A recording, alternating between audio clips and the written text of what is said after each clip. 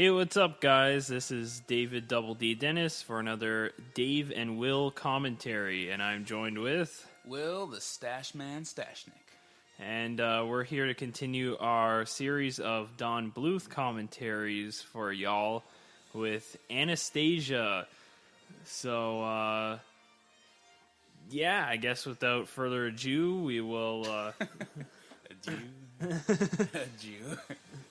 Okay, yeah, we're going to start the commentary basically like what we always do, where we count down from 5, and then I'll press play. Just so everyone's on the same page, this is the first disc of the Family Fun edition of Anastasia, and I have my cursor over the play movie on my PS3, so I'm about to press the enter on the Blu-ray DVD remote. So, Will, why don't you do the honors and count us in from 5 and then say go, and as soon as you say go, I'll press enter on my remote. All right. 5, 4, 3, 2, 1, go. Okay, it's just loading now, doing a little sparkly thing.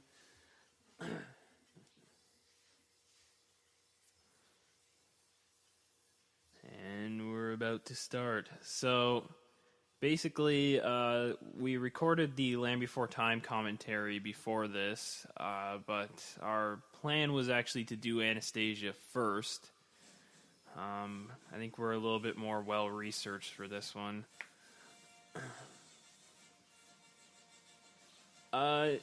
Interesting little fact while we're looking at this 20th Century Fox logo here is that this was Fox Animation Studios' first film. And their last film would actually be Titan AE a few years later. They only made 2 films, and then they went out of business, unfortunately.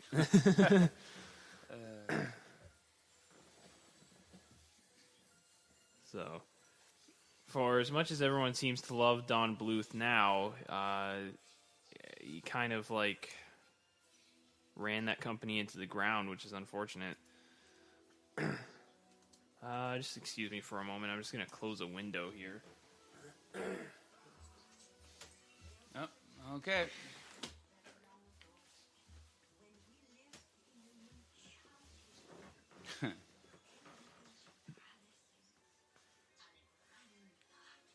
Now this is I can't remember, Angela Lansbury doing the voice, I think, of the grandmother.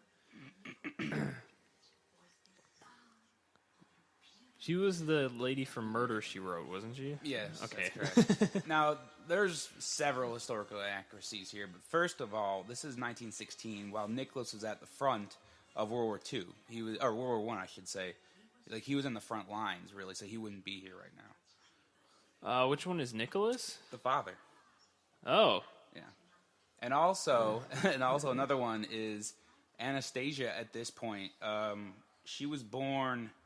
let me see. She was born in 1901, meaning that this would mean she's like 15 years old now. So I'm hoping she would remember her family at 15. Well, doesn't she, like, in the movie, I think she, like, hits her head or something? It's the that's the why she... amnesia angle. Yeah, that's what happens in all these movies. Okay. And they always have the characters meeting as kids in a lot of these movies, and you see that here. I don't know how I feel about that. Kind of unnecessary to have like the young version of Dimitri there. It's kind of like in Star Wars where they have to have like C-3PO yeah. with like Anakin Skywalker. I was gonna say it's like a George Lucas Star Wars prequel moment going on, where we have to show every character as the young version of themselves. Like, do we really need young Boba Fett? And then they ruined Empire Strikes Back with having to have what's his name again? The guy who played Jango's voice? Oh, Tamora Morrison. Yeah, they have his redo the voice playing over Boba Fett, which is terrifying. Okay, let's get off of Star Wars for now. Sorry. Completely different. So. Okay, now here we're introduced to Rasputin. One of the most... He wasn't really, like... I wouldn't say he wasn't a bad guy, but he didn't really want to, like, kill the family, I don't think. No, he had, like, he was, it's true they say in here, he was power hungry, basically. He did want to have some sort of control over the family to an extent, but not to actually kill them, because then what? You're losing your money, your dinner ticket. Yeah. That's the other thing here, though, is the Romanovs never hated Rasputin, actually. They're making him sound like he's a traitor. In fact, Nicholas's wife, Alexandra, constantly defended him from anyone who would slander him, even until, their death. This was because Rasputin supposedly, they're saying, like, they believed then they had, like, the power to ease the suffering of the Tsar's youngest son, Alexei, who had hemophilia and would subsequently need emergency medical care when sustaining an injury. They believed that he would heal him through, like, simple prayer. So they thought he was like a holy man, like they stated before. Though most people now believe that he used actually hypnosis to actually, which has been proven to actually help in some cases of some diseases and other illnesses, because it relaxes the patient and allows the natural healing processes to take over. Huh. This is a really creepy scene for, like, a G-rated movie. Mm-hmm. Christopher Lloyd is doing the voice here. And it's kind of weird because he's such a likable kind of guy, but, I mean, he plays a villain in quite a few movies, including this and Who Framed Roger Rabbit. And even Star Trek V, I think, he was a Klingon. Oh, yeah, it's kind of weird. But that's the only thing here that's another, going back to historical inaccuracies. This kind of resembles the February Revolution, which kind of started which caused Nicholas to abdicate, actually, because then, there was, like, his reign was falling apart at this point. The only thing is the February Revolution took place in 1917. Well, this is 1916. So there are some, obviously, dates mixed up in here as well. The only thing is, though, they make the Soviets sound bad. Like, well, of course, when communism took over at the end of the October revolutions, it got pretty bad. But, I mean, Nicholas was a terrible ruler. Like, he was concerned more about, his family than he was about the living conditions of, regular people. The working conditions for industrial workers in Russia were terrible, as was the state of living. And food and other necessities were running short because of the war effort, which was going horribly wrong. So it's not much of a wonder why the Bolsheviks went boondock saints on their asses. Oh, another interesting thing. We just missed Rasputin's death, but this is one of the most, like, interesting things. Oh, yeah. Yeah, getting into Rasputin's death. There are a few different accounts as to how it actually went down. I think he was killed like 3 times, or not killed like 3 times, but it took like 3 attempts to kill him or something? No, it's not necessarily the attempts, it's different people. Like, some people say it was like a British secret agent that actually killed him. But, however it went down, though, certainly he didn't die just because, he didn't crack through the ice like Harry in It's a Wonderful Life. The more commonly believed version, the one that we were just talking about, and the version I think is the most badass, because this guy's crazy, is that he was murdered by Russian nobles who thought that he had too much influence over the Empress, and thus, like, the entire country, because since Nicholas is at the front, she took most of the responsibility. Now, he did end up in the river at the end, though that was not the original plan. First, they tried to poison him. They put like a huge amount of cyanide into his drink. They lured him down to a basement where they, were like feeding him food and stuff like that. See, I read somewhere that they only they didn't put as much of a dosage as they should have, and that's why I didn't kill him. That's one story, but another story was that they put it in the drink, but apparently he didn't actually drink much. Apparently, at least not what they were serving him. And then they put it in the cake, but apparently they're saying it might have dissolved through the baking process. But regardless of the poisoning, he says that didn't work. So the guy, they were wondering, we got to do something because we want to make sure they can hide the body before dawn. So that didn't work. So they shot him, and then shot him 3 more times after that. So that didn't work. So they beat the shit out of him until he stopped moving. They proceeded to bind the body, roll it up in a rug, and throw that shit in the river. Now, when his body was discovered, they found that not only did he have water in his lungs, meaning that he was still alive when they chucked his immortal ass into the river, but that he had also broken out his bonds. So he was still not only alive, but well. So they so recapping, they tried to poison him. They shot him 4 times. Didn't they shoot him once in the face as well? They had actually photos of that, actually. And, they did that, and then they beat the crap out of him. And and then they tied him up, threw him in the river, and he was still alive, and it's insane. Another thing that's really weird is that there are several, urban legends that the nobles, before they had finally killed him, or at least when he was unconscious, they cut his penis off. Yeah, wow. And so there was supposed to be some kind of going around gypsy camps as to some kind of powerful little talisman, whatever you want to call it. Yeah. But that's why it's just Rasputin in general is just an amazingly interesting person. Just in reality, it's just crazy to think that someone can actually sustain that kind of amount of injuries and actually, not, and they didn't die. They didn't die at first, but definitely just sustaining that amount of injuries before dying is insane. Which is why there's rumors that he was immortal and all this stuff, and that's why he's the bad guy in Hellboy. Oh, that's right. And which comes right out of the comics, actually, which are a lot darker and a lot closer to the actual Russian mythology. If you ever get a chance to read those, they're pretty good.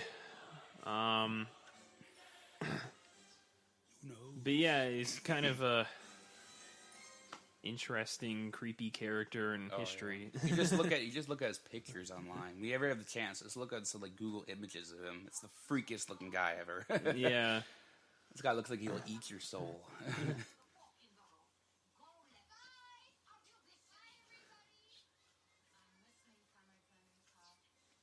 Now, I guess I should take a little bit of time to talk about Don Bluth and his animation and stuff. Obviously, since this was Fox Animation Studios' first big film, they wanted to kind of go big or go home. Kind of a weird choice since they were doing Anastasia, which is such a tragic historical story. Something probably the reason they did it was because it was something that Disney would never touch. But the animation in this film is just beautiful. And it's interesting, too, because if you're watching this on the DVD, you'll see that it's in a 2.85 to 1 aspect ratio, which you don't really see very often in animated films. They're usually in that 16 by 9. So they went really widescreen with this to get that kind of epic feel to it, which is great. Definitely better than the Land Before Time that in our last commentary, where not only was it only available in full screen, but it was just a horrible transfer. Here, at least the DVD transfer looks actually really nice, which is great. Something that's kind of weird too, I would have to recommend to anyone watching this, if you don't, or listening to this, if you don't have a copy of the Family Fun edition of Anastasia, go out and pick it up. You can probably find it for $5 at an HMV or something. One of the things it comes with is a commentary with Don Bluth and his name Gary Goldman, I think. Yeah, Gary Goldman. And I think the main thing you'll notice in that commentary is just how much of a perfectionist Don Bluth is. He compliments everything else and everybody else about this movie. He's like, oh yeah, the acting is great, the music is great. But the one thing he's always disappointed with is his own animation. He's constantly like, oh, I wish this part was brighter. I wish this thing was more vivid. I wish these characters looked more like real people. And he just points out all these mistakes with the movie that you wouldn't even think, you don't even notice them really unless he points them out. So I guess a lot of directors are kind of perfectionists like that, but... most notably Scorsese, actually. He would look at his films after he's done when they're editing, and he's like, "Oh no, this is terrible." And everyone's just like, "What are you talking about? This is Raging Bull. This is a fantastic film." Yeah, I think Kurosawa was like that too.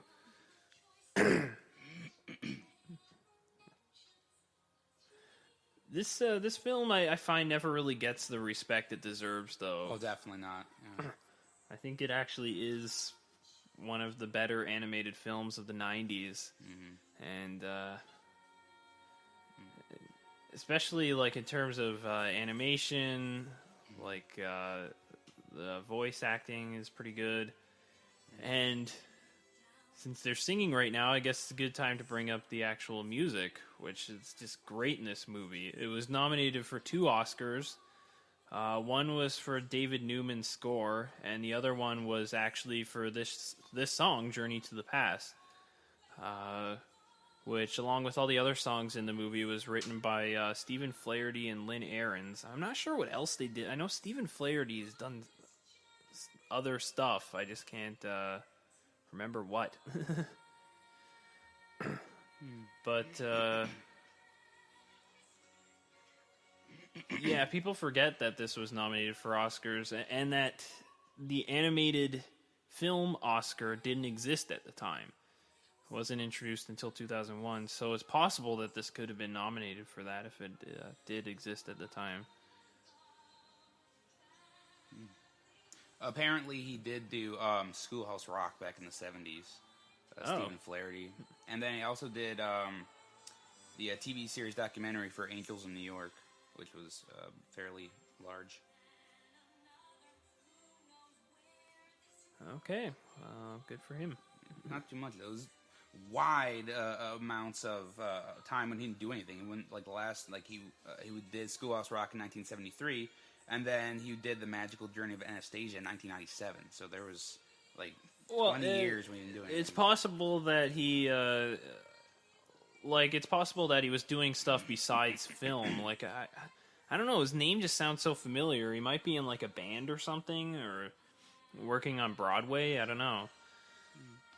Yeah, there are a lot of Broadway singers, actually, in this film. So that's possible, yeah.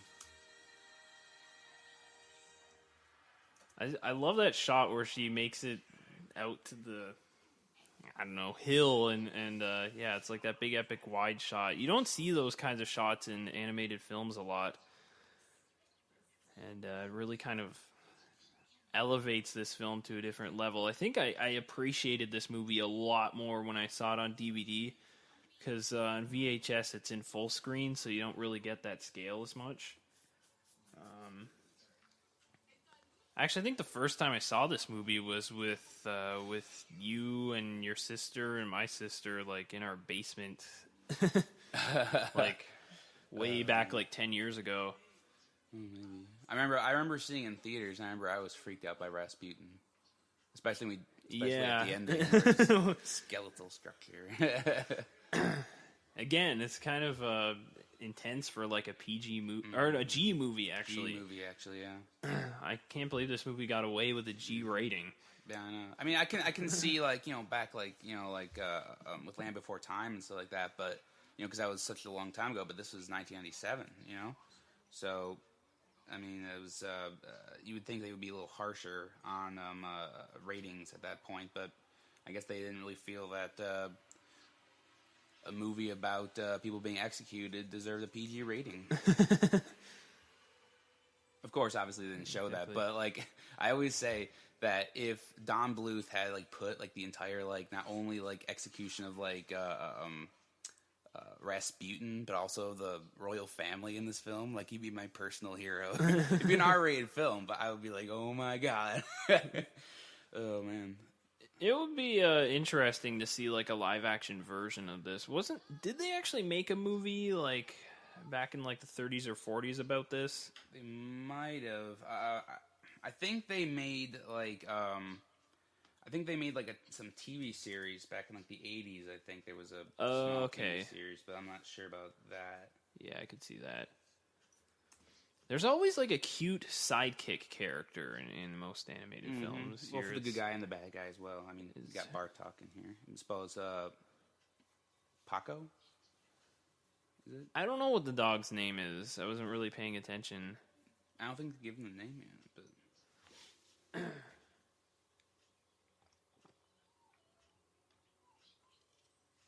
but... Oh, he's so cute. His little wing ears.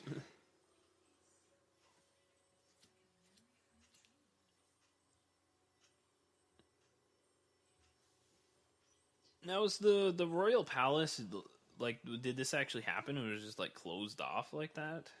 I don't really know much about, like, actual, like, what happened to the remnants of the monarchy after the revolution. You would think they would, like, pillage it and just, like, just take everything that's, like, gold, but maybe they would. I mean, I don't really know what else. I know now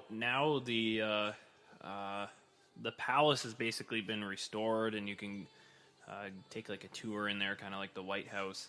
Okay. Because there's if you again going back to the DVD, it's fantastic DVD. Like, comes with so much crap on here. Like, I mean, the entire movie of Bartok the Magnificent is just kind of thrown on there as an added bonus. But also there's a pretty in-depth making of documentary that's about 45 minutes long. And they talk about how they actually went to Russia and photographed a bunch of footage of exterior shots of the buildings that they were using in the movie, as well as what the interior of the palace looked like. And for the most part, the animators used references from actual photos to animate the interior of the palace to make it as authentic as possible. So with the exception of a few details, this is pretty much what it would have looked like. Obviously, they kind of make it look kind of dusty and degraded, but...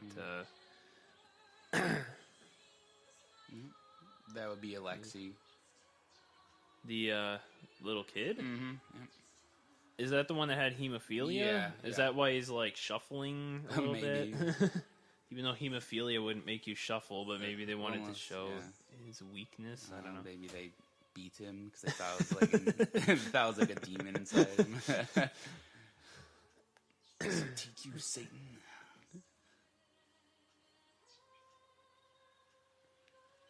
Kind of an interesting, like, background in this shot too. None of the people are moving, but there's a lot of detail there as well.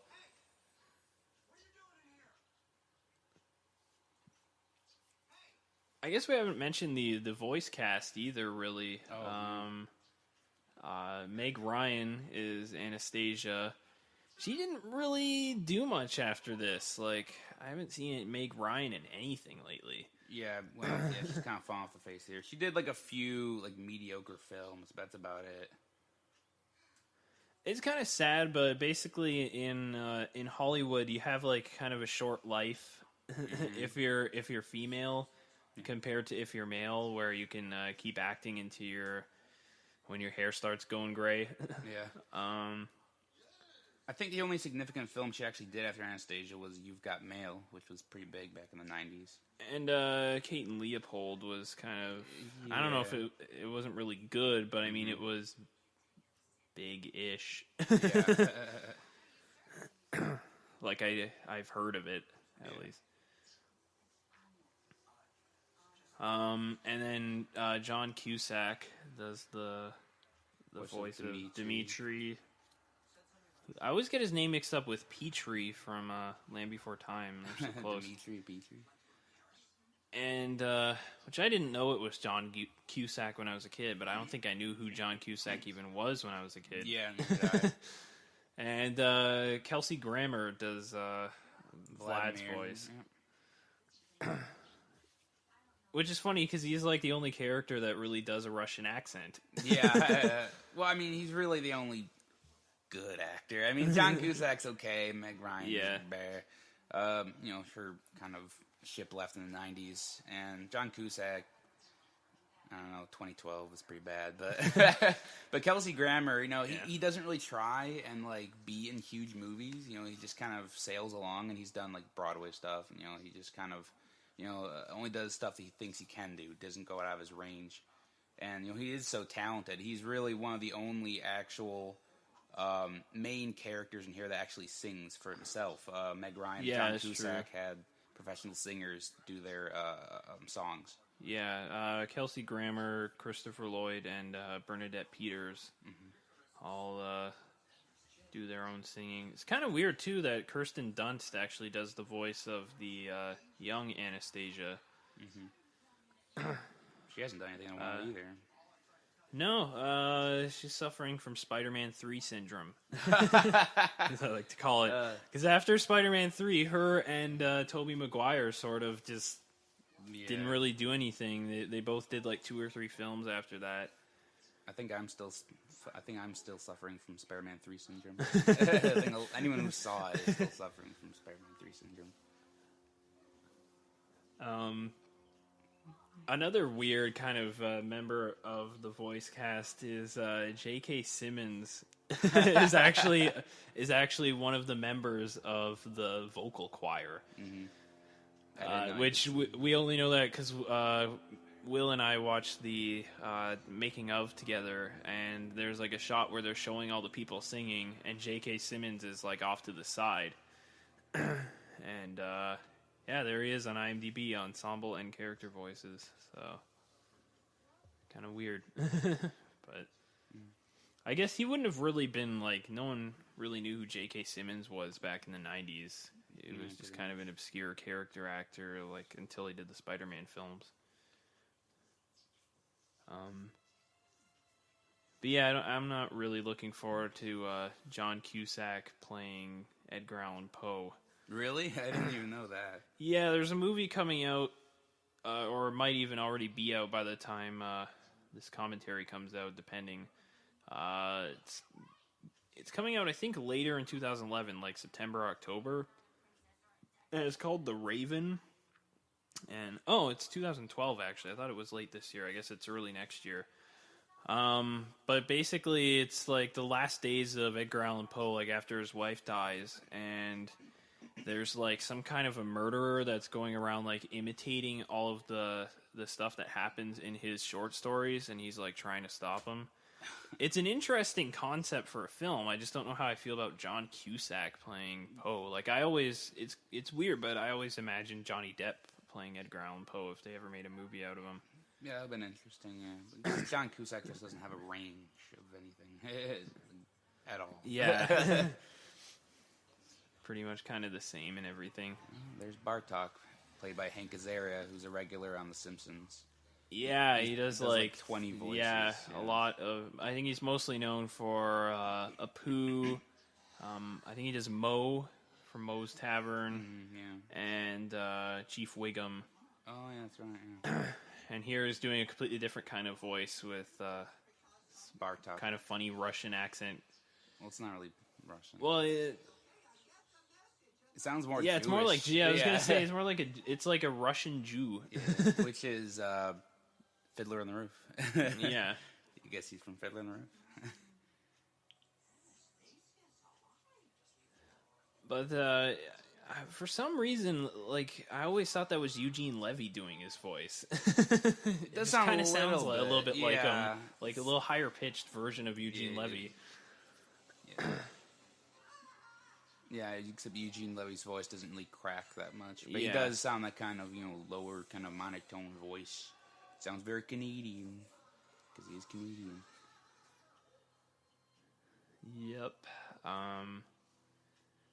Now, speaking of the historical inaccuracies of this film, one thing that is historically accurate is the character of Bartok. A lot of people, that's true. A lot of people didn't know that Rasputin actually had a rare albino bat as a pet, and he used it in a lot of his rituals and stuff like that. Yeah, it was when he went to Romania, he picked it up, and that's actually where the rumors actually started of having a disembodied penis. He cut off Bartok's penis, and he would use it in a lot of potions and stuff, and that's usually what he healed Alexei with. And that's why Bartok has such like a high-pitched voice here. Yeah, he's a eunuch. Now, Bartok kind of got his own spin-off film, which is Bartok the Magnificent, which you can find on the Anastasia DVD. It's kind of a lame movie. I watched it once just to see it, because I think it was the only Don Bluth film I had never seen. I think it's one of the few that was released direct-to-video as well. And, yeah, I don't know. It wasn't horrible. It's just it's pretty forgettable. Mm-hmm. Although it was also directed by Don Bluth, though. Mm-hmm. Well, I mean, it's not very often that side characters having their own movies are that successful. Yeah. It'd be pretty bad. Yeah, I think they just did it because Anastasia was relatively successful for a Don Bluth film. Sadly, most of his films didn't actually make that much money. So the studio is just like, yeah, let's milk this. We can't really make an Anastasia 2. So, yeah. What else can we do? How about a Bartok movie? It has Jennifer Tilly in it. Okay, I don't know. One worth it.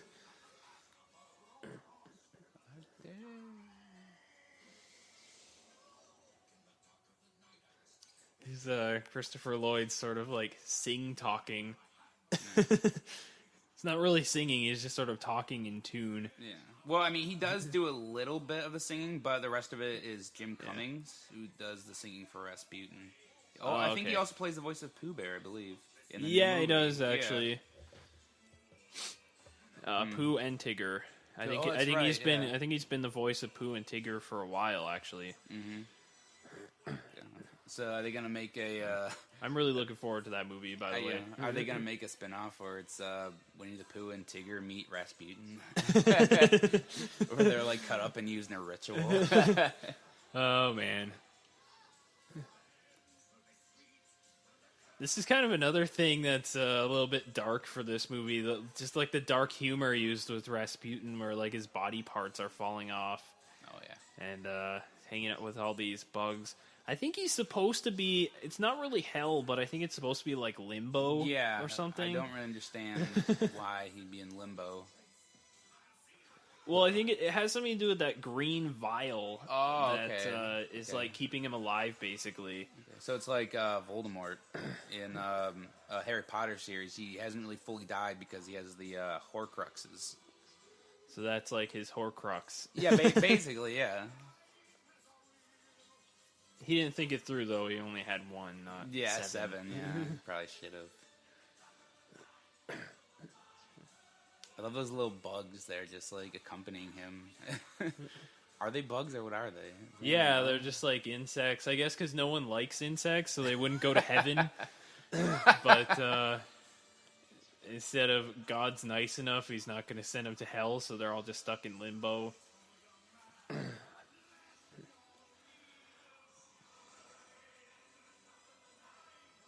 I can't remember how he how he makes it from limbo to like the real world though. It's kind of it's not really explained very well. Yeah.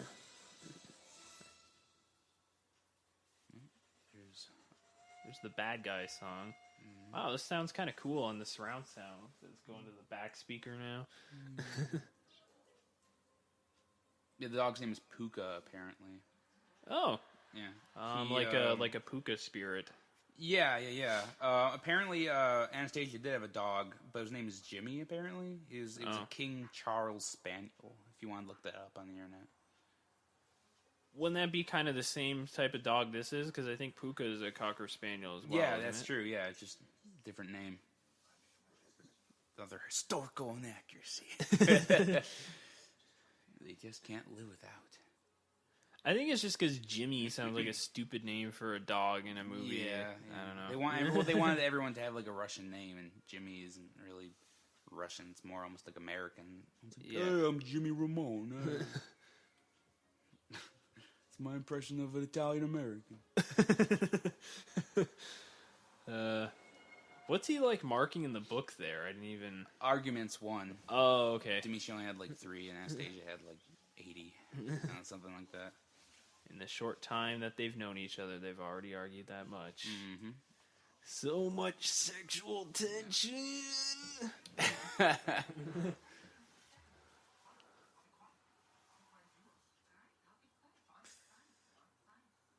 Fine!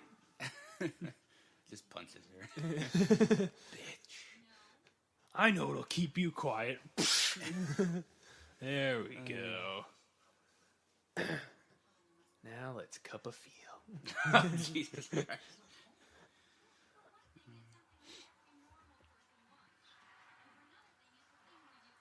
I guess we should actually get into where the stories came from of the different people who women that they tested and thought that were actually said that they were the actual Grand Duchess Anastasia.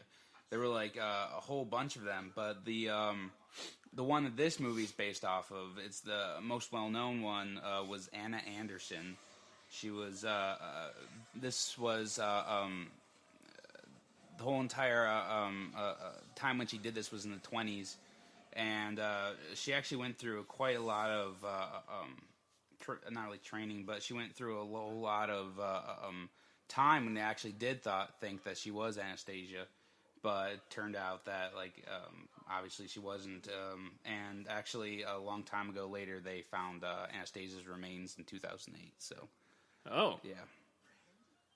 So she was actually killed, with the rest of the family? Yeah. Okay. So this whole movie is kind of based on Anna a Anderson, hoax. yeah. It wasn't even the actual real person. Yeah. These, green bats are pretty freaky, too. Mm-hmm.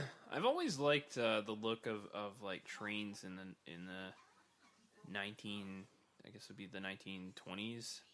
1930s. Very rustic. Yeah. And it always reminds me of Alfred Hitchcock movies, because I think almost at least half of Hitchcock's movies have a scene on a train. It was a staple.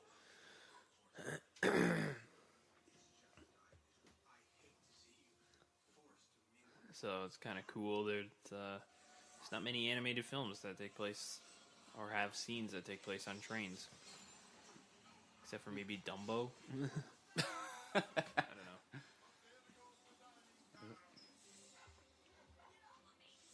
I'll never forget to have another donut.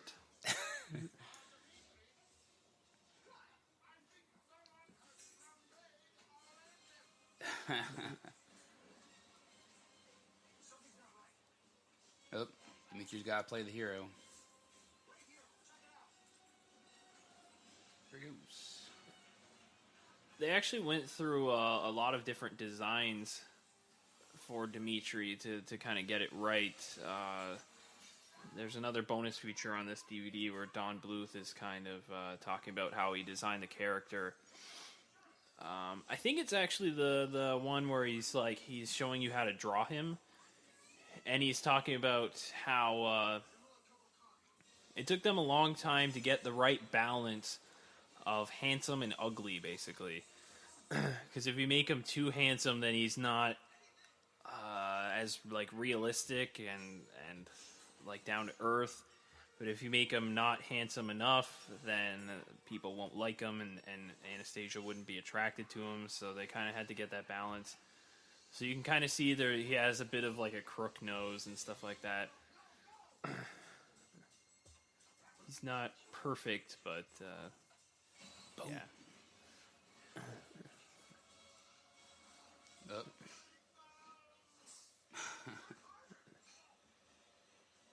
One thing Don Bluth was always really great at was action scenes. Titan AE has a few really good ones as well. But this one definitely sticks out. Oh, yeah. I think I can afford to have the great action sequences because, if you listen to the Land Before Time series, we introduced the idea that all the Don Bluth films are, they deal more with more adult themes, and thus, you can have more adult sequences in it, such as, action sequences where things blow up and people are on the verge of death, as opposed to in most Disney films where they're in those kind of scenarios, but it's never as hectic as it is in most of these. Yeah, yeah. It's a lot more intense, I guess. Mm-hmm. Yeah. Ooh.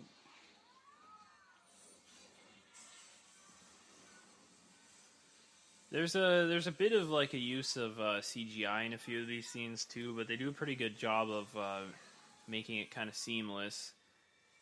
And there's a lot of really great like 3D overlaying in this movie. There's a lot of like flyby shots and stuff like that, or scenes that take place in a location where they're showing it from different angles. And that's kind of a hard thing to do in animation where it's kind of a flat medium. To do kind of an overhead flyby shot, like you see the opening establishing shot of St. Petersburg at the beginning of the movie, and then when they go to Paris later, there's another one, is difficult and expensive to do in an animated film. There goes his thumb.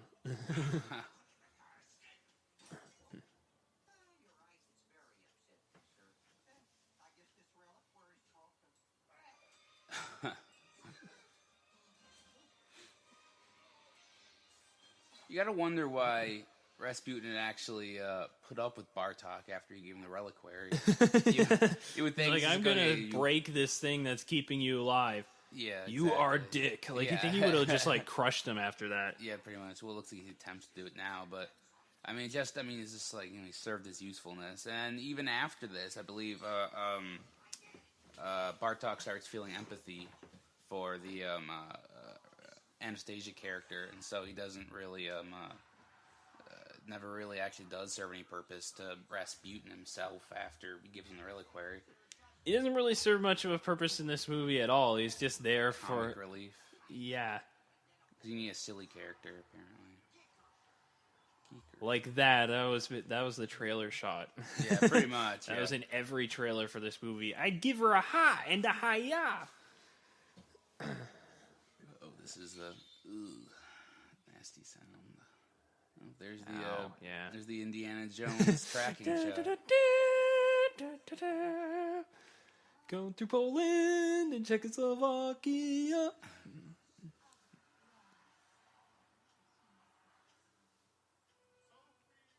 That's beautiful. Yeah, there's a lot of really great painting in this movie. Mm-hmm. You don't really see that in animation nowadays, where it's all CGI pretty much. They just sort of build an artificial environment. You can put the characters wherever you want, and then put the camera wherever you want. And it's still difficult to do a CG animated film, but logistically, it's a lot easier. Which is why this form of animation kind of phased out, and then Don Bluth kind of became a dinosaur, which is kind of sad. But. Mm-hmm. Well, this film is another example of Don Bluth's not only use of masterful use of animation, but colors. In Land Before Time, he used all the kind of earth tones. All the colors for sunsets, and it's pretty beautiful. And now it's almost more springtime colors, and it starts out very dim, and then when they get through Poland and Czechoslovakia here, it just brightens up to the extent that it's just a flower that was in winter that just blooms, and it just he does it in such a masterful way that it's seamless. There's a much broader color palette in this movie than there was in Land Before Time, because each location and character has kind of their own color palette. When you're looking at Rasputin in his lair, it's like a lot of really harsh reds and greens. Here, it's, like you said, it's like nice springtime. One cool thing, too, you can kind of see the water reflection effect going on the characters in the wood. It's little details like that you don't really notice as much when you're a kid, like the shadows as well. Mm-hmm. But I think the fact that you don't notice it is a testament to how good it is. I think you would notice it if it wasn't there. It would look kind of cheap. Yeah, just be really just two-dimensional, as opposed to this actually gives it the realistic feel.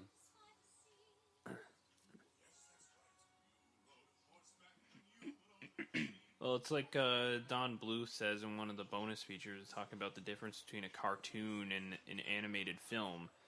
Whereas a cartoon, you can just do whatever you want. You can have the characters flying or standing in the air before they fall. But in an animated film, you're trying to make it realistic. So if a character were to walk out of a building, they would fall and kill themselves. So you have a little less room to play around. And you have to kind of find that balance between reality and what's surreal, I guess. Mm-hmm. This scene reminds me of the movie Hannah, which came out earlier this year, where they have to have her memorize her entire life story. Because, like, in Hannah, she just has to, like, memorize all these facts about her life, whereas, like, she can just spout them out whenever prompted. And so in this, they're, like, telling her all these different stories, which actually probably did, in the movie here, at least exist in her life, but they're helping her remember. Then she now can just spout it out whenever she wants to. It's a process of indoctrination. Ho ho. They always have that, like, Batman transition between these shots. I think there's...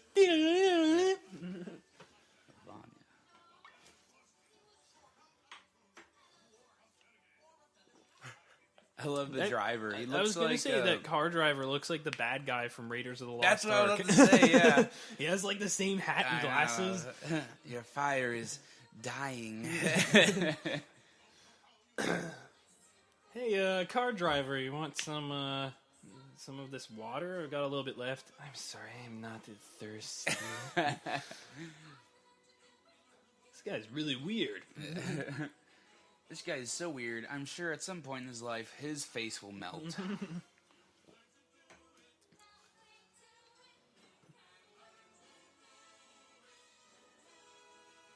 I love that one kid in the background doesn't move the whole time.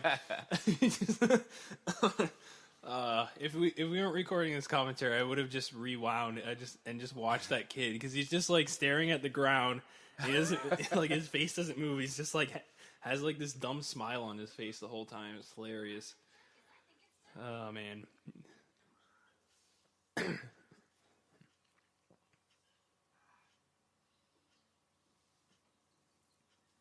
You would think there'd be more protocol that would take to actually get them onto the bus or onto the boat. The boat? Like they need to like show their passports or something, unless this is just some kind of freighter or something. Yeah. I mean, I guess security would have been a lot less tight back then. I think as long as you could pay whatever the charge was to get on the boat, then you could get on the boat. No, I mean just like the whole entire communist rule. They want to make sure that no one really leaves the country. Oh yeah. Well, I think they're already out of the country at this point, because they already showed them going past like Czechoslovakia. Mm-hmm. So, but I mean, they don't really show how they got past the border, though. That's true. Well, Nicholas, though, he did kind of when Poland was annexed. He did own parts of. It was under the parts of Poland and other countries around adjacent to Russia. Were part of the monarchy, so possibly that's true. Actually, the USSR up until like I think up until the end of World War II controlled a lot, including like Finland and Sweden, and a lot of like the countries ending in Stan, like Kazakhstan, Tajikistan. Turkmenistan, pretty much all of those were at one point under the USSR, I think, except for Afghanistan and Pakistan. I think Pakistan was part of India at one point. This is the scene where the sexual tension starts to break and the two characters of Dmitri and Anastasia start to bond. Pretty much kind of an important moment in if you're writing a romance movie.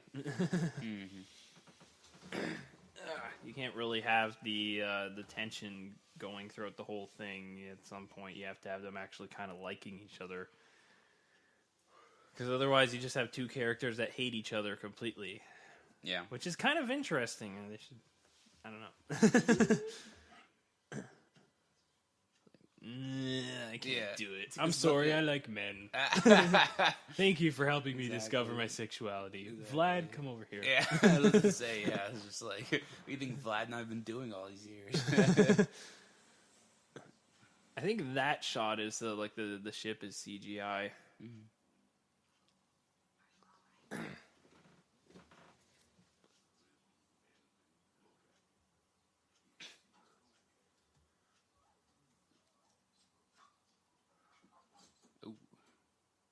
There's a little music box.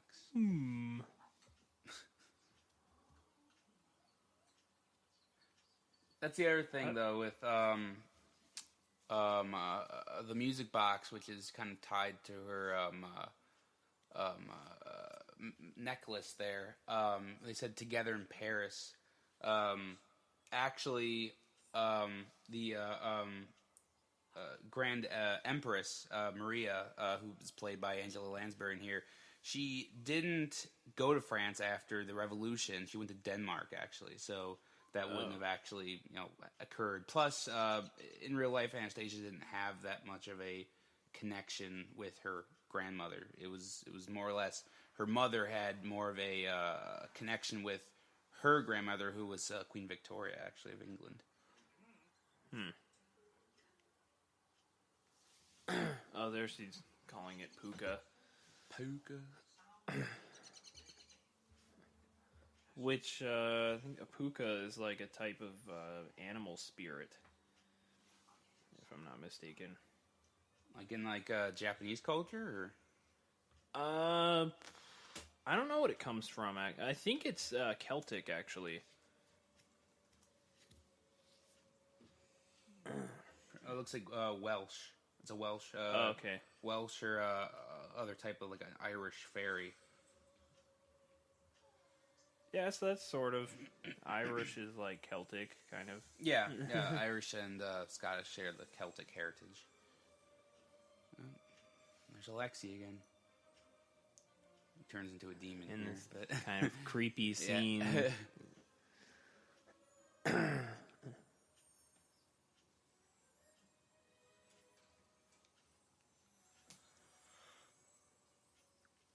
The scene also kind of freaked me out as a kid.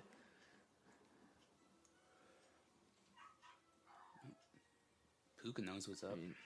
Dogs have, regardless of what we want to say about this film, it is true though that dogs do have like some kind of like sixth sense of being able to know when their masters are in trouble, or even that now actually, some dogs, they're training dogs to be actually smell, kind of sense out diseases like cancer and everything.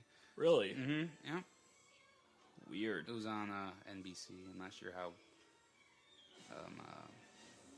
legit that is, but still, definitely do know when their masters are in danger. Yeah, there's been a lot of different cases where they've saved them from fires and stuff like that. Mm-hmm.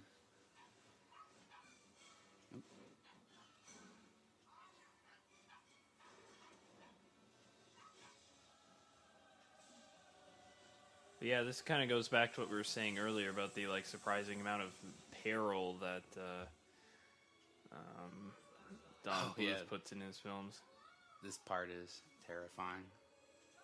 Yeah.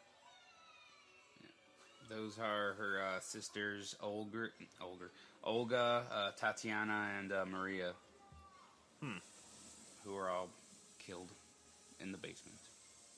Then the reason why they thought that Anastasia might have lived was because since she wasn't in the basement, they thought that she had gotten away, but apparently her body was just cremated.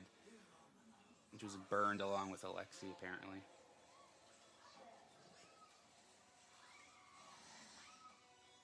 Man, I took a bad trip. There's the freaky part. Like, oh, I shouldn't have taken all that acid. Whoa.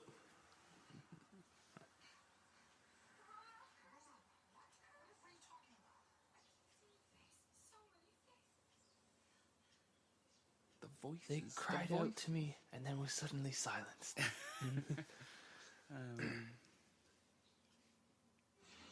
It stops raining. Ooh. I think this is the scene where his head goes into his chest. I love this scene.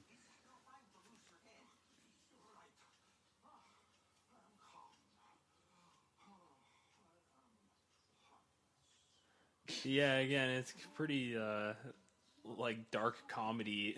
Yeah, I know. Oh Wow, yeah. That is. Why is his body filled with water? That's kind of disturbing. Maybe that's a reference to the fact that he was drowned. Oh, probably. Because he has no lungs. I guess he doesn't need them in limbo, though.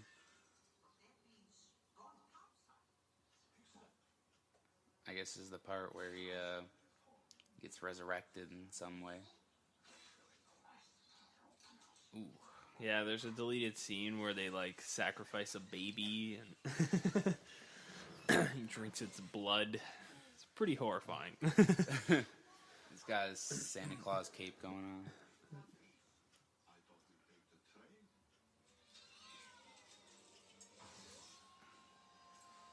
Magical gas, I guess. That's how it is. He had a magical fart that transported him into the real world. Wow. Here's what I'm talking about with like the big like wide shots going on. There's Sophie, who's played by Bernadette Peters, who is a Broadway veteran and one of my favorite Broadway stars because she was in Into the Woods, which is kind of a Broadway musical about an amalgamation of different fairy tale characters trying to kill a giant. It's pretty good. I liked it. And she has an amazing voice. Where did you actually get to see this? Like live, you can find it streaming on Netflix actually. Oh, okay. I found the music at the library, and I was so interested in it that I actually looked for the actual Broadway play, and obviously it's not playing anymore, but I found it on Netflix with Bernadette Peters, and incredible.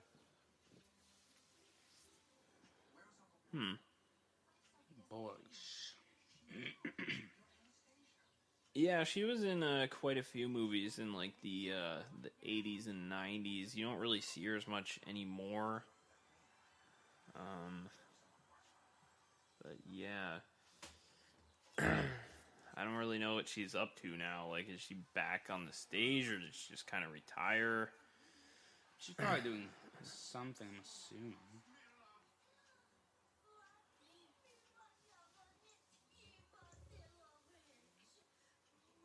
I know she's done quite a bit of voice acting as well. I think she was in Beauty and the Beast or something. Apparently she was in Ugly Betty, actually, a TV series.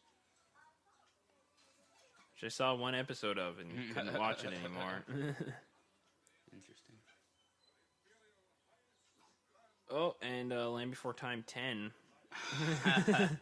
There's the Don Bluth connection. Long neck migration.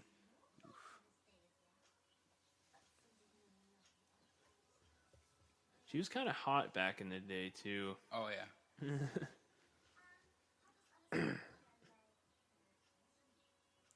She was pretty sexy in a weird kind of way. My grandparents used to have, like, a sundial like that in their backyard.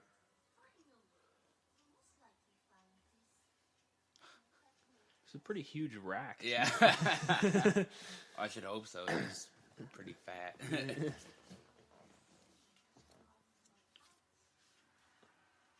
That's why it's the best when girls gain a bunch of weight and then lose it all really fast. I'm just saying. You know what's weird, too, is those pictures behind her look like real pictures. I think, yeah, probably they are. Somehow they probably impose that to some extent. I don't know. Yeah, I don't know how you would do that. Probably with computers. Yeah.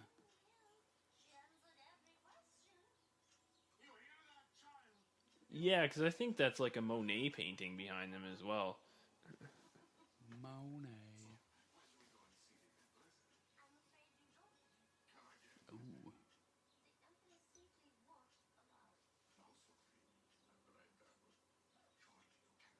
Better let me see her. She like smashed them on the ground. Yeah, that's like a picture of some pope on the side there. I'm not really sure Russian Orthodox people really had much Well, of a this would have been connection in with Paris, though. Oh, so, that's true. Yeah. I'm forgetting most this. people in France are Catholics. Mm-hmm.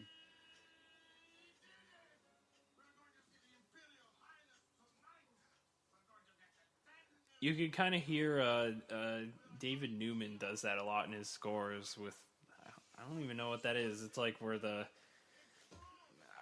violin is like kind of plucking the do do do do do do.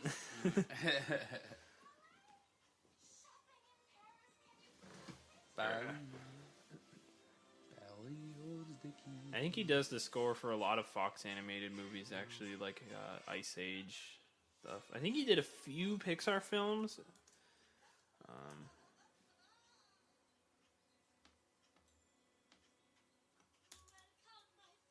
Yeah, it's kind of weird that they have like a Chanel store up there. I just noticed that. I'm not sure. I think that's real. Yeah. When did it start? Like, 1909. Yeah. Wow. So yeah, it would have been around. Hey, look at that guy on the side who's like not moving.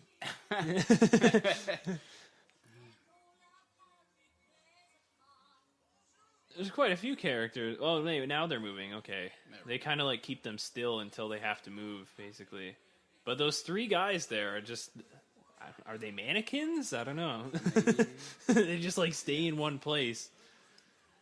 Well, they can't animate him. Like, they won't animate him. That's if true, they don't yeah. have They to. can't animate everything. There's Freud.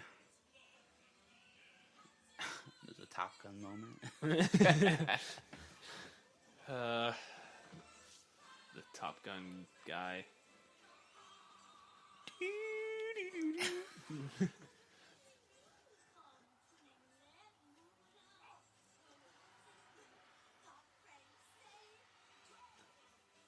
Those guys are kind of like pussies. Yeah.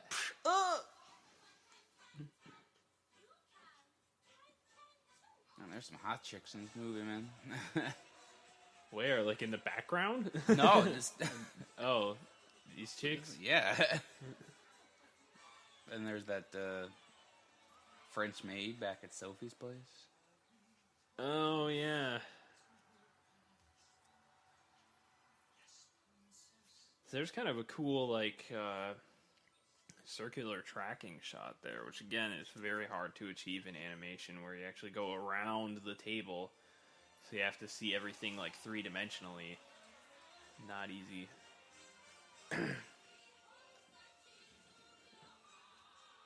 Yeah, I wonder if French maids still dress like that. There's got to be, like, a danger of getting raped.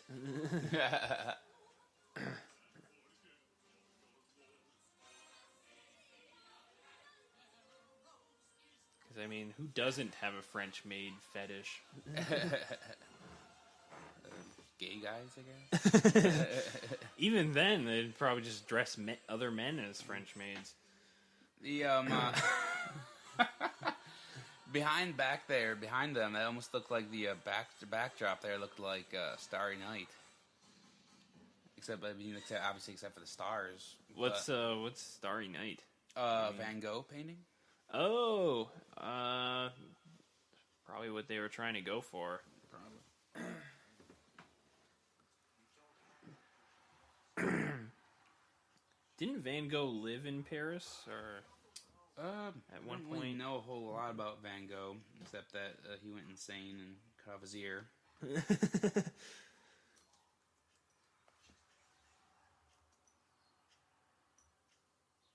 I know he's Dutch. Yeah, that makes sense, because Van pretty much indicates that you're Dutch, but I don't know if he spent his whole life like living in Holland or... Hold on. Probably. Huh.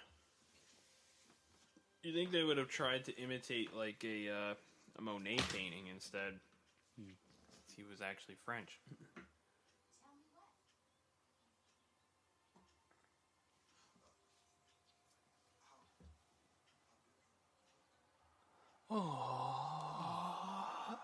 Oh, John Cusack. You always get your girl because you're so cute and bland. Yeah, unassuming. Yeah. Oh yeah. Another big fetish, opera gloves. Oh Going man, on. we're talking about fetishes in a children's movie, ladies and gentlemen.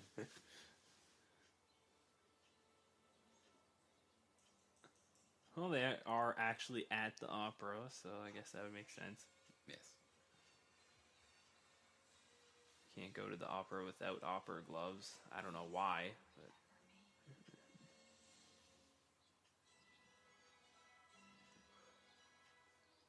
I don't really remember this scene at all. I remember the napkin. Oh yeah, it's not napkin. It's a playbill.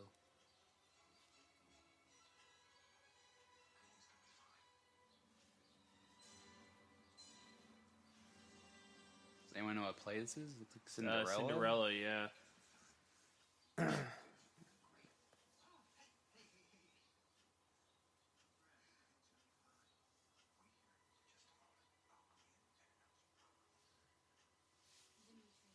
This is kind of like the start of the third act, I guess. Yeah.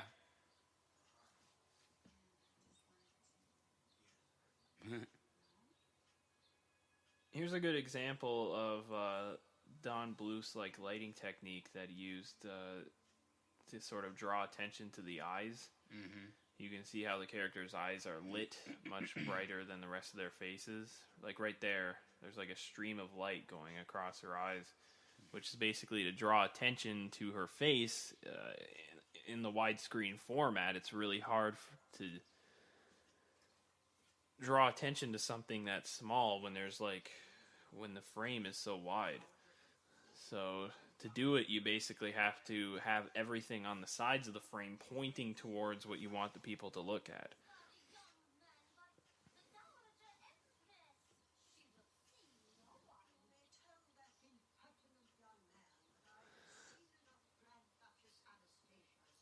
You tell that son of a bitch to get off my roof. He like takes out a shotgun. Oh man, another gator.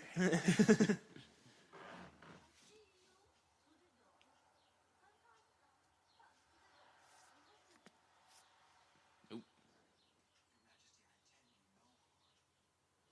Except for this.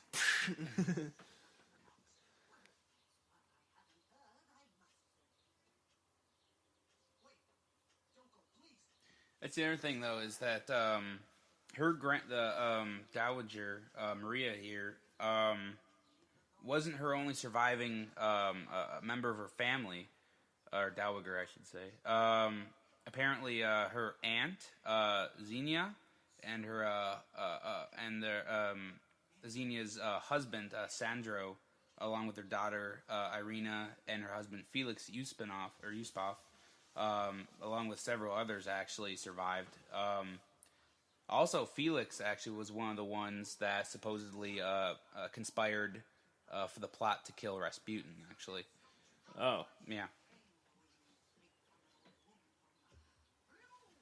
Well, I guess it's... obviously, you have to change things for the sake of making it a more entertaining film. Yes. Very few films are actually historically or 100% historically accurate.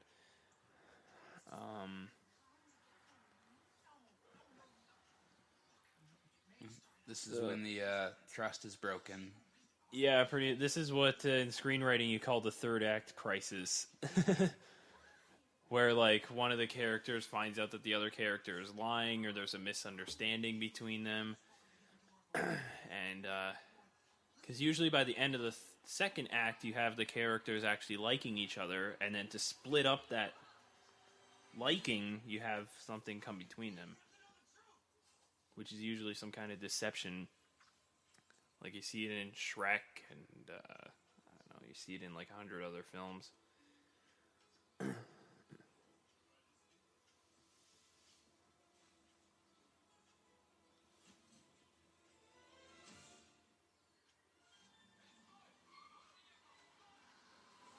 Uh-oh. Okie dokie, Dr. Jones. Somehow like Dimitri just turns into short round.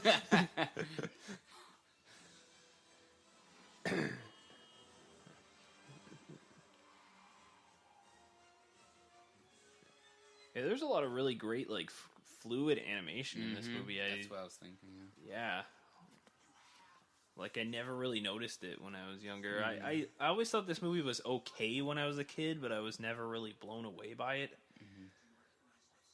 And I like it a lot more now that I'm older. It's not perfect, and obviously there's tons of historical inaccuracies, but they had to do what they could to make it a compelling story. I mean, if you had, like, 5 of her family members still alive, for example, I don't know, it would have been kind of less spectacular that there was one other surviving member. Yeah.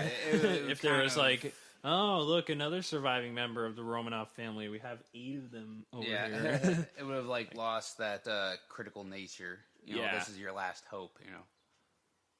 Because it's just otherwise it's like, you have 8 other chances. There you go.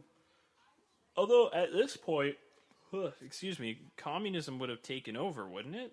Already, so like, what's the point of her even being like, "Oh, I'm the lost Duchess"? Like, besides getting money and renown. Well, I mean, you can tell the dowager here; she's still living in pretty good, circumstances here. So I guess there would be some money. But I think for Anastasia's sake, I think she just wants family. I think. Just to know that she's actually, loved by someone. Actually, she belongs somewhere. But, like, there's no actual, like, kingdom for her to return to. Well, it's basically like... But I guess in terms of, like, what she's trying to get, I guess since she's lived as an orphan, to try and have some kind of a family. It's just like the royal family in Britain right now. They don't really hold a whole lot of judicial power. It's more or less just for show. Most of it's like representative. Exactly. But they're still living the high life with Budweiser. Oh, no, it's Miller.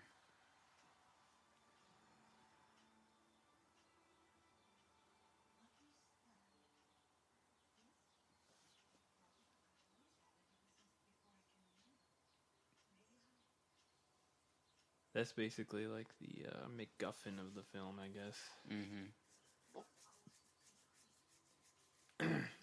For those who don't know, a MacGuffin is a term for like an object that sort of drives the plot.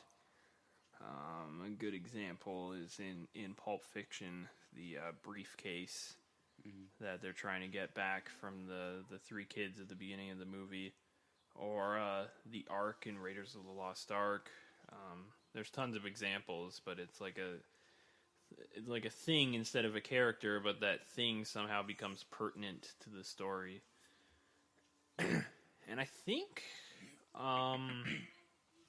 it was Hitchcock who actually coined the term MacGuffin. I don't know what it meant, but I'm trying to remember what it actually meant, but there was something that had to do with I don't want to just be this misleading or anything, but it had to do something with like a chicken or something. Like something that actually just kept on, reappearing, and they thought that had some significance. I'm not sure if that's actually what it is or not, but I just remember hearing that. But maybe.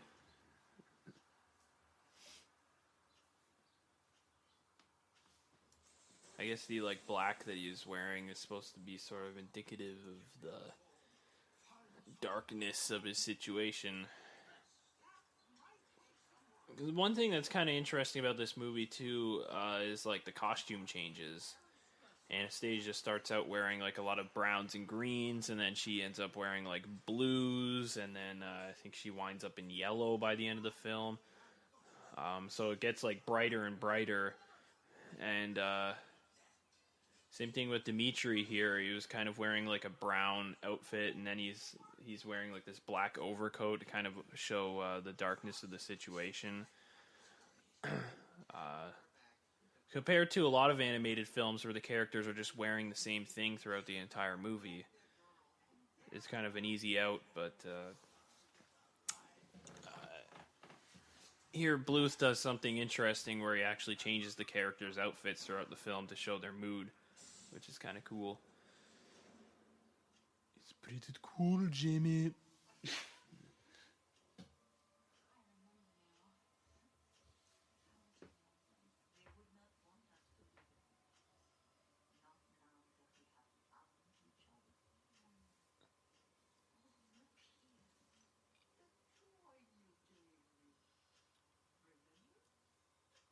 Yeah, I remember I hated it. Her grandmother's actually a vindictive bitch. I just brought you here just to beat you and verbally abuse you.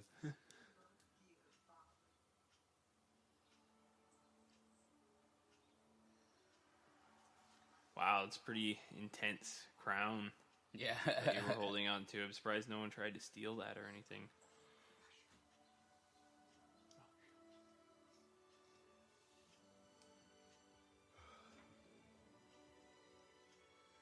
Yeah, you don't really think like Russian history when you think of an animated film. What's up with those two like holes in her breasts? They look like brooches. Oh, okay. They look like holes, which is kind of weird. Nipple holes. Yeah. Rubbing those tits too much.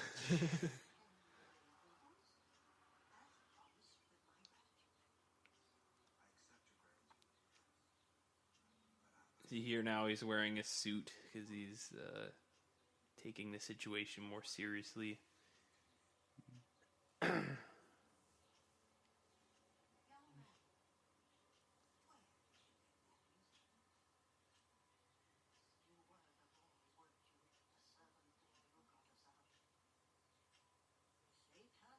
What a coincidence. Well, this whole movie's based on coincidences. And this is also that scene of not only taking a situation seriously, but also maturity.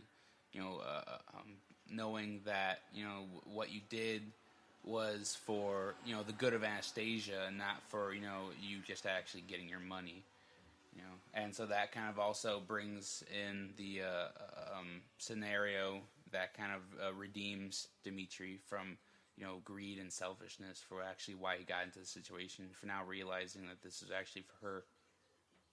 Kind of like Han Solo, like yeah, but he accepts the money though. Yeah, true, He but takes the shit out of that money. but he also like does come back and helps Luke take down Darth Vader at the end of the movie. Yeah. So what the. There's a phone in this room, and it's ringing. It's not an important call. Let the secretary take it. Yeah, a.k.a. my mom is going to be answering it in the other room. I completely forgot there was actually a phone in this back bedroom.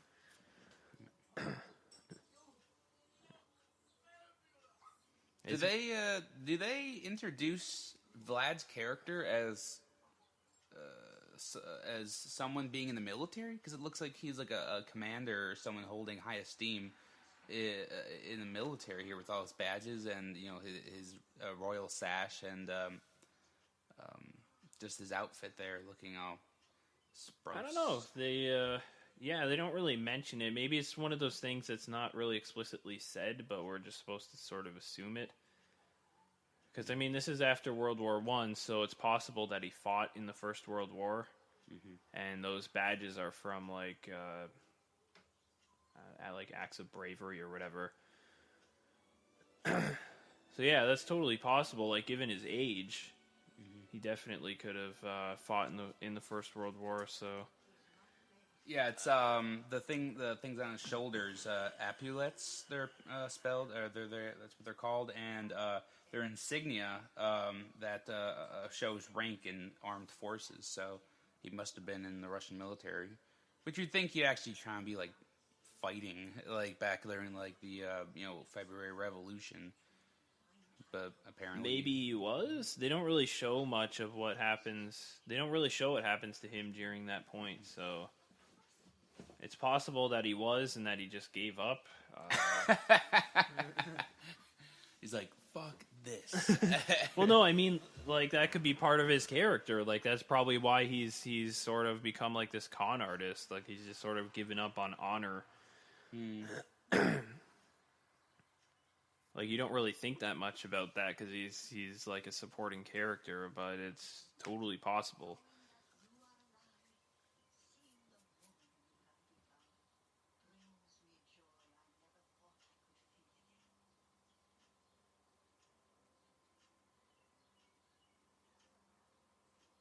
I forgot all this stuff happened like at this point in the movie that they sort of figure out who she is and all this stuff before Rasputin comes back. Well, it's, trying for some closure.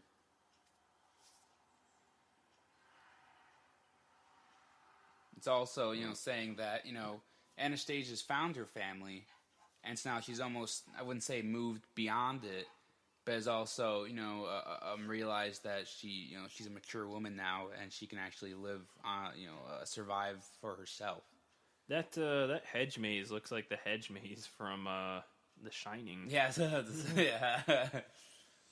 Oh.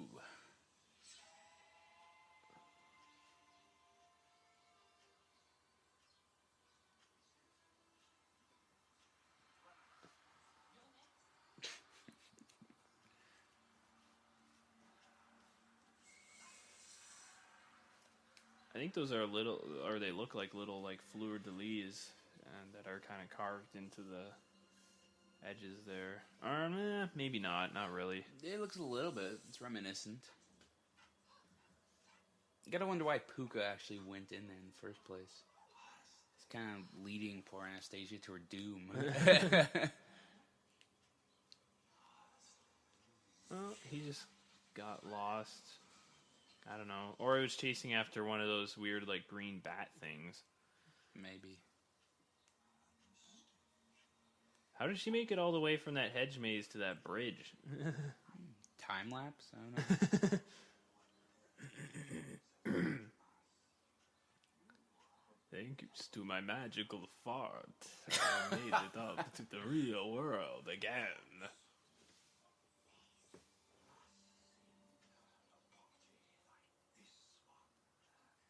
I think they just chose Rasputin because you need to have like a strong villain for a movie like this, and yeah, you can't just have like a communist. Yeah, you can't just have or like a random group of communists or something. So Rasputin is a much more memorable villain, even though he wasn't actually the villain in real life, but. Well, he was sort of, but I mean, he was. Yeah, he didn't actually conspire to kill them. Yeah.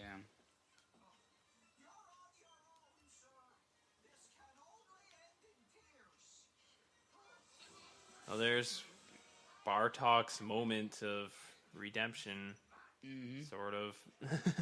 Yeah, he's kind of forsaking his master to actually do it's what not, he believes. At least it's not as bad as the moment of redemption for that random chicken in Quest for Camelot. Where she's like, I'm good now. Why? I don't know. I just am.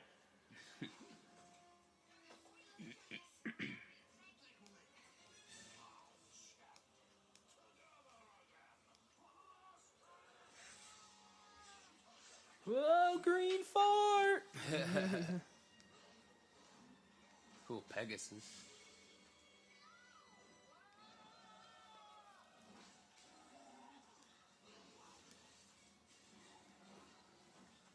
I forgot about this whole thing with the horse, too. That's also pretty cool. I don't know how I forgot this.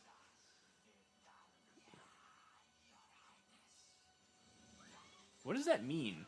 Das Vidania, goodbye, I believe. Oh.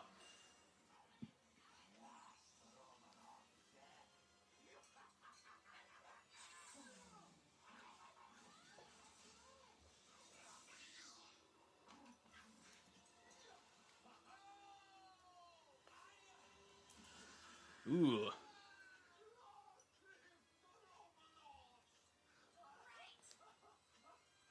Oh, it means until we meet again. Ah. There's a lot of really great use of like the 5.1 surround in this movie that I never noticed before either. Oh, there's the dog's useful moment. Yeah, making up for leading her into danger. Kind of anticlimactic that was that easy to defeat him, though. Yeah. Just crushes glass vial. Why didn't I make it out of metal instead? Ah.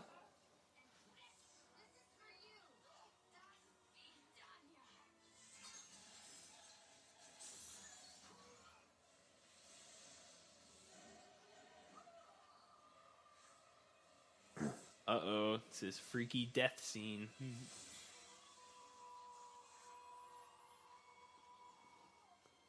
Ugh.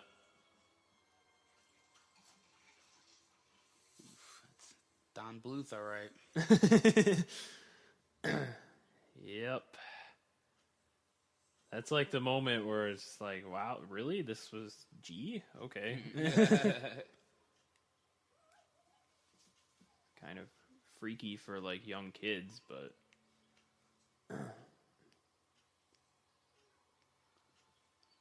this would be the moment in most films where it'd be like, I never got to say how much I loved him.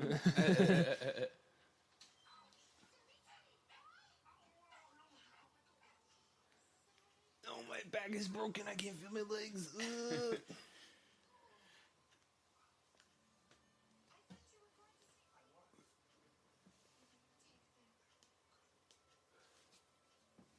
Okay, I took some of it.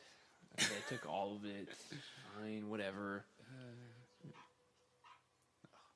Kill that fucking dog. Get out of here. Trying to get laid up in this bitch.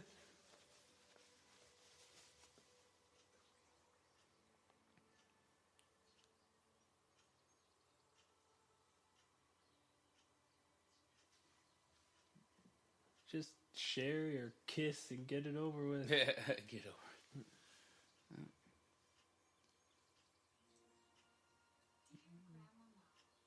This is the realization of identity for Anastasia. She believes now she realizes that she's not just anchored by her family, but also that she's anchored by her own self.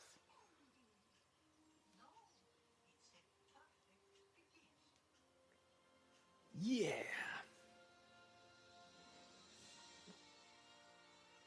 I just noticed the wedding ring on her. That be her aunt? The old lady, was that her aunt or her like great aunt? The Angela Lansbury? Yeah. That was her grandmother. Oh, okay. Yeah, I just never noticed the like wedding ring on her finger before. It's like, ugh, gross. Disgusting.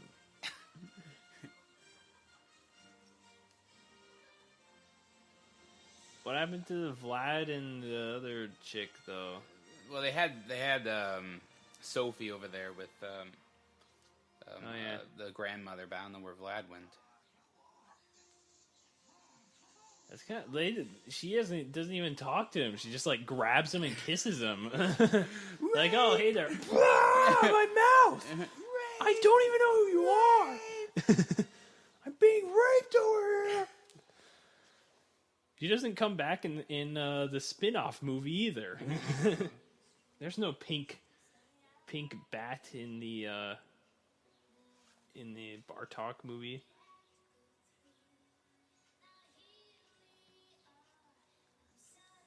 There's a version of Journey to the Past in this credits that's done by Aaliyah. That's also the music videos on the DVD. Which is kind of sad because Aaliyah sadly left us in, I think it was like 2002. She died in a plane crash. Mm-hmm.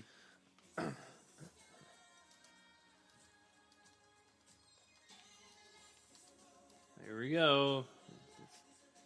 Another one of those like credits where it has actual stuff going on. I forgot that they had this, too. I thought it just cut to normal credits. Mm-hmm.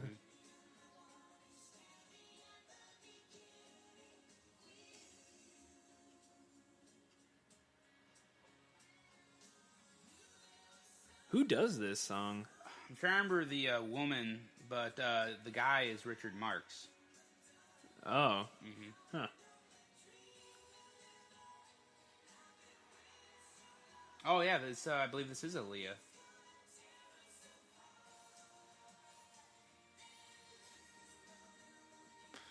Are you sure? Because I don't think she does this song.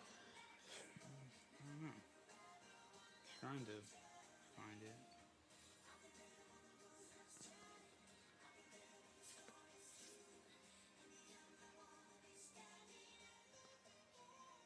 Well, it's not like a huge deal to find out who does that.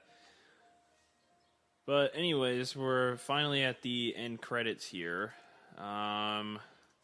So do you have any like last thoughts for Anastasia, Will? Well, I mean, I always liked it when I was a kid, you know. And, here's the Aaliyah song. Sorry to interrupt you. Okay, no, that's keep fine. going. That's fine. No, now I know. No, but I mean, I always loved it when I was a kid, and no, I mean, now I realize all the historical inaccuracies, with Rasputin and the actual royal family, but it still holds up. The quality still holds up, especially the animation. If you want to just watch it just for the animation alone, you can do that. The voice acting is good, but it's still just definitely the memories that you have that you can tie this movie to. Yeah, it's definitely one of the better Don Bluth movies, in my opinion, and one of his more overlooked films. Mm-hmm.